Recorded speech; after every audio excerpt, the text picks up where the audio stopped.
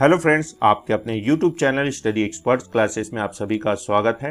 आज के इस वीडियो में हम जानेंगे कि रूस यूक्रेन युद्ध में कौन सा देश किसके साथ है, वहां के राष्ट्रपति और विदेश मंत्री ने क्या कहा, ये भी इस वीडियो में हम जानेंगे। तो चलिए आज का वीडियो जो है स्टार्ट करते हैं। सबसे पहले देखते हैं तुर्की देश।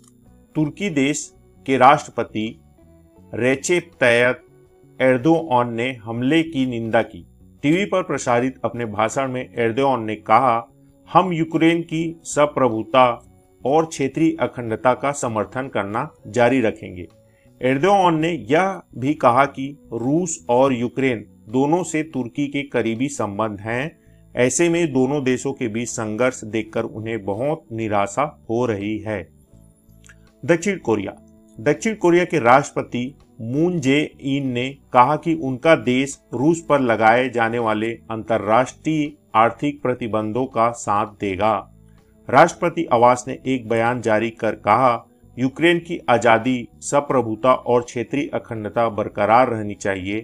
ताकत का इस्तेमाल करके निर्दोषों को नुकसान पहुंचाने का किसी हाल में समर्थन नहीं किया जा सकता है। अगला है फ्रांस देश। फ्रांस देश के राष्ट्रपति इमानुएल मार्को ने यूक्रेन पर रूस के हमले के बाद एक आपातकालीन बैठक बुलाई। इस मुद्दे पर राष्ट्र के नाम उनका एक संदेश टीवी पर भी प्रसारित हुआ। इसमें मार्को ने कहा, फ्रांस यूक्रेन के साथ खड़ा रहेगा। फ्रेंच विदेश मंत्री जा-इव लू द्रिया ने भी कहा कि फ्रांस हर तरह से यूक्रेन को समर्थन देगा। अमेरिका के राष्ट्रपति जो बाइडेन ने कहा कि दुनिया की प्रार्थना यूक्रेनी जनता के साथ है। उन्होंने रूस को चेताया, राष्ट्रपति पुतिन ने जानबूझकर युद्ध शुरू किया है। इसके चलते होने वाली मौतों और बर्बादी का जिम्मेदार केवल रूस होगा। अमेरिका और साथी देश संगठित होकर मजबूती से इसका जवाब देंगे। पूरी दुनिया रूस को जिम्मेदार मानेगी। ईरान के विदेश मंत्री हुसैन अमीर अब्दुल्लाहिया ने एक ट्वीट में लिखा कि ईरान समस्या सुलझाने के लिए युद्ध का सहारा लेने में यकीन नहीं करता है। ईरान ने नाटो के उकसावे को यूक्रेन संकट की जड़ बताते हुए राजनीतिक और कूटनीतिक समाधान की अपील की है।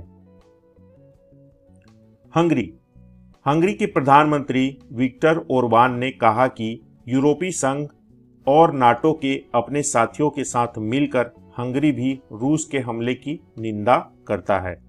उन्होंने यह भी कहा कि हंगरी के लिए अपने लोगों की सुरक्षा सबसे जरूरी है, इसलिए यह सैन्य संघर्ष से बाहर रहते हुए वह यूक्रेन को मानवीय सहायता देने के लिए तैयार है। इसराइल ने रूसी हमले को अंतर्राष्ट्रीय व्यवस्था का उल्लंघन बताया। विदेश मंत्री याइर लैपिड ने रूस की निंदा करते हुए यह भी कहा कि इसराइल एक रूस और यूक्रेन दोनों के साथ अच्छे रिश्ते हैं। उन्होंने दोनों देशों में रहने वाले यहूदियों की भी बात की, कहा कि उनकी सुरक्षा इसराइल के लिए अहम है। कनाडा के प्रधानमंत्री जस्टिन ट्रूडो ने रूसी हमले की निंदा की। उन्होंने कहा कि रूस को इस आक्रामकता की सजा मिलेगी। ट्रूडो बोले, बिना किसी उकसावे के किया गया यह हमला यूक्रेन की संप्रभुता और क्षेत्रीय अखंडता का उल्लंघन है। हम रूस से अपील करते हैं कि वह अपनी सेना और प्रॉक्सी फोर्स को यूक्रेन से निकाले। इटली के प्रधानमंत्री मारियो द्रागी ने कहा कि सारे सहयोगी एकजुट हैं।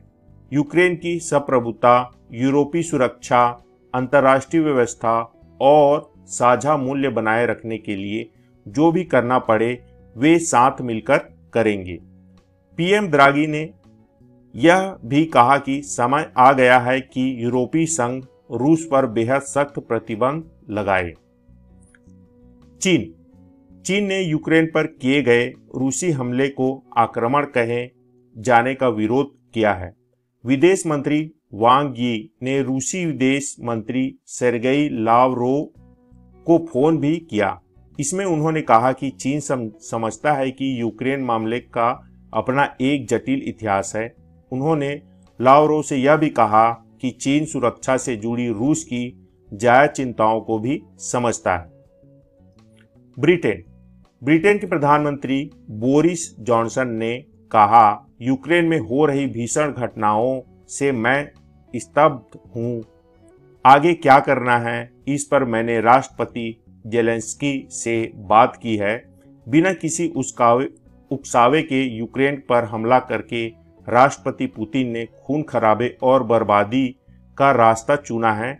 ब्रिटेन और हमारे सहयोगी डटकर इसका जवाब देंगे। ब्रिटेन के प्रधानमंत्री ने ऐसा कहा।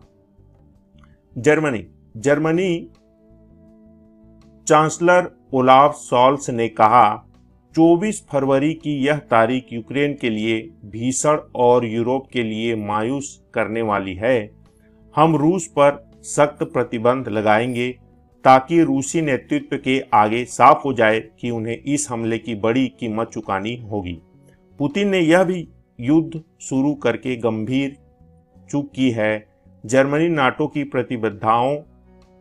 प्रतिबद्धताओं के साथ खड़ा है। भारत ने क्या कहा इसके बारे में ये देखते हैं। इसके मामले में अभी प्रधानमंत्री नरेंद्र मोदी का बयान नहीं आया है। अभी तक नरेंद्र मोदी जी ने ऐसा कुछ नहीं कहा, मगर यूएन में भारत के स्थायी प्रतिनिधि टीएस तिरुमूर्ति ने यूएनएससी में भारत का रुख स्पष्ट किया। उन्होंने मौजूदा घटनाक्रम पर दुख जताते हुए तनाव को तत्काल घटाने की अपील की। यह भी कहा कि सभी संबंधित पक्षों की जायज सुरक्षा चिंताओं पर ध्यान दिया जाना चाहिए। ग्रीस यूक्रेन पर रूसी हमले के बाद ग्रीस ने अपनी सेना और एनर्जी स्टाफ की आपातकालीन बैठक बुलाई। इसमें प्रधानमंत्री किरियाकोस मित्सोताकिस ने रूसी हमले की निंदा की। राष्ट्रपति कैटरीना सैकलारापुल ने भी कहा कि एक आजाद देश पर किए गए रूसी हमले की वह कड़ी निंदा करती है। तो दोस्तों, ये वीडियो आपको अच्छा लगा तो वीडियो को लाइक जरूर करें, अपने दोस्तों के साथ शेयर करें और हमारे चैनल को अभी तक सब्सक्राइब नहीं किए हैं तो हमारे चैनल को सब्सक्राइब भी कर लें। और आप हमें कमेंट करके भी बता सकते हैं कि ये वीडियो आपको कैसा लगा। तो दोस्तों, आज के लिए बस इतना ही। धन्यवाद।